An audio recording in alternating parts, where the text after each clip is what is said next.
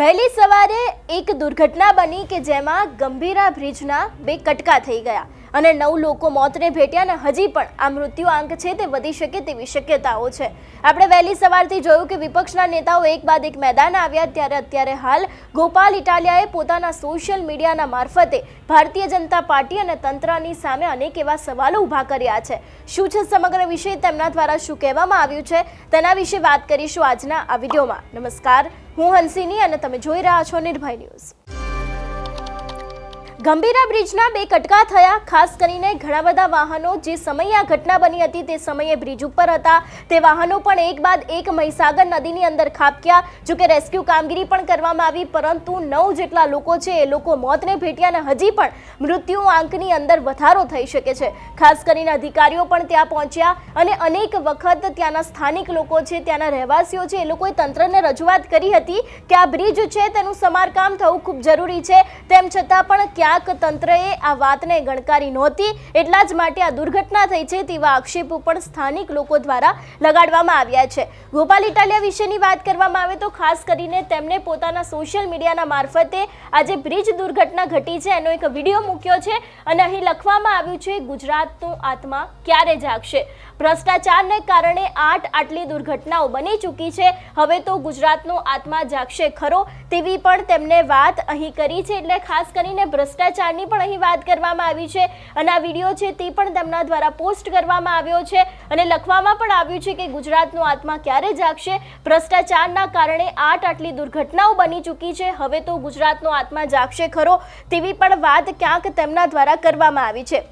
આપણે સવારે પણ જોયું હતું કે આપના પ્રદેશ પ્રમુખ ઈસુદાન ગઢવી છે તે પણ મેદાને આવ્યા હતા। તેમણે તો સીધી ગુજરાતના મુખ્યમંત્રી ભૂપેન્દ્ર પટેલ રાજીનામું આપી દે તેવી પણ માંગ કરી હતી। અમિત ચાવડા કોંગ્રેસના છે તે પણ મેદાને આવ્યા હતા, તેમને પણ તંત્ર ઉપર ઘણા બધા આક્ષેપો મૂક્યા હતા, પરંતુ ક્યાંક ત્યાંના સ્થાનિક લોકો છે એ લોકો પણ અત્યારે હાલ એક જ સવાલ પૂછી રહ્યા છે કે વારંવાર અમારા લોકો દ્વારા રજૂઆત કરવામાં આવી હતી, ઘણા બધા વિડીયો બનાવવામાં આવ્યા હતા, તેમ છતાં પણ તંત્ર દ્વારા કેમ કોઈ કામગીરી નહોતી કરવામાં આવી તેવી પણ વાત અત્યારે હાલ ત્યાંના સ્થાનિક લોકો કરી રહ્યા છે। ખાસ કરીને ત્યાં અત્યારે હાલ ઘણા બધા લોકો એવા પણ છે જે લોકો હજી પણ મહીસાગર નદીની અંદર ડૂબી ગયા છે, એ લોકોનું પણ રેસ્ક્યુ કામગીરી છે તેને પણ શરૂ કરી દેવામાં આવી છે। ઘણા બધા સ્થાનિક લોકો છે એ લોકો દ્વારા જેટલા પણ લોકો ડૂબી ગયા છે તેમાંથી મોટા ભાગના લોકોને બહાર કાઢીને અત્યારે હાલ હોસ્પિટલમાં દાખલ કરવામાં આવ્યા છે, પરંતુ ક્યાંક સવાલો સીધા જ અત્યારે હાલ તંત્ર ઉપર ઊભા થઈ રહ્યા છે। સૌથી પહેલા તો આ જે ઘટના બની હતી એ ઘટનાના દ્રશ્યો ઉપર નજર કરીએ।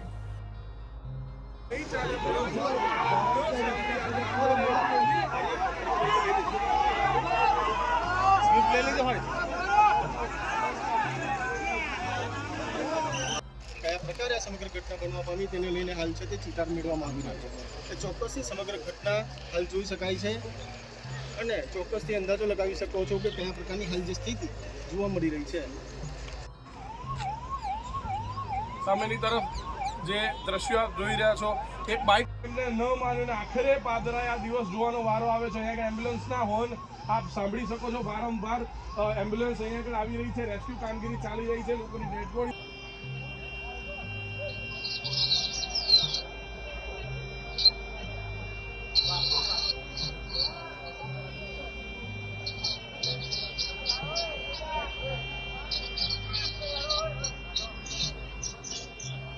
वीडियो जूम કરીને ઉતારી મને નાખજો।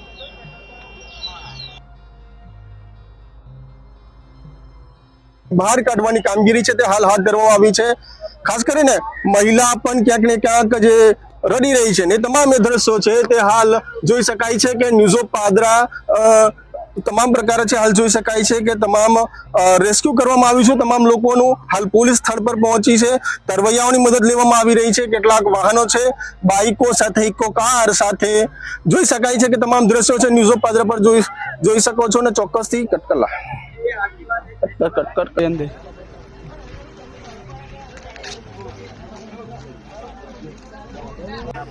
मैं कोई देखा अरे पेलो हेन बाइक है क्यों है बेटे गाड़ी से ये गाड़ा है चलो है ગાડી નહીં આકરા હોય 4 से देखा પેલું ગાડું છે હું ટાયરો અમનો દેખાય એવું પેલો નહીં આકરા એમ નહીં દો ત્યાં ગાડું પડ્યું છે લાઈન છે 3-4 ગાડા જો બહેરું બેહી છે તો કિલપા પ્લીઝ ભાઈ ની છે આયા રે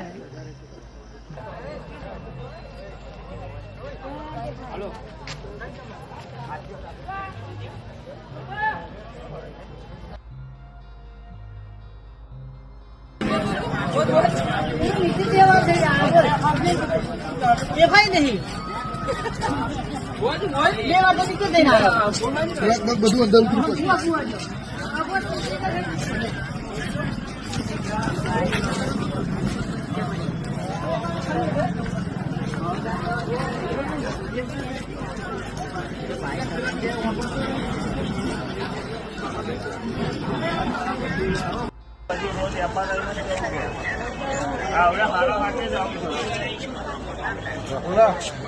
ગાડીઓ અંદર પડી.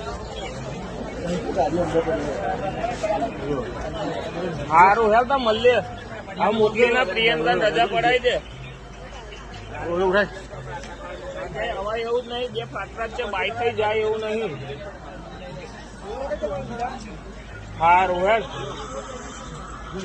જેવો એવો ફોન કરજો બપોર.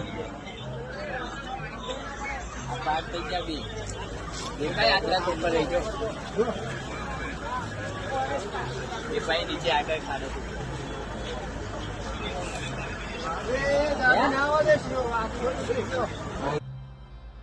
જે પ્રમાણે આપણે જોયું કે હવે આ મૃત્યુ આંક છે એ વધી ગયો છે, 9 લોકોના મોત થયા છે અત્યાર સુધી. સત્તાવાર માહિતી એવી પણ મળી રહી છે કે ખાસ કરીને આ ઘટનાની અંદર હજી પણ ક્યાંક મૃત્યુ આંક છે તે વધી શકે તેવી શક્યતાઓ દેખાઈ રહી છે.